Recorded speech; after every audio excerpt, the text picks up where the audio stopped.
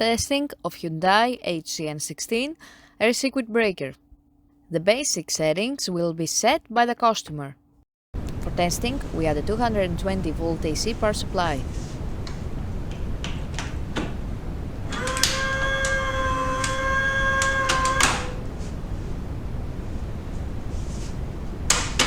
At first, we trip the breaker manually.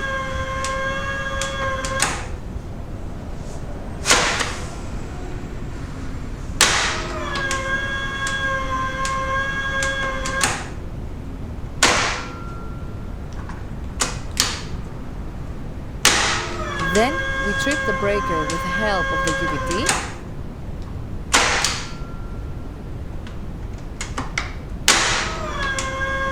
Next, we perform a short time delay test and the breaker trips almost instantly.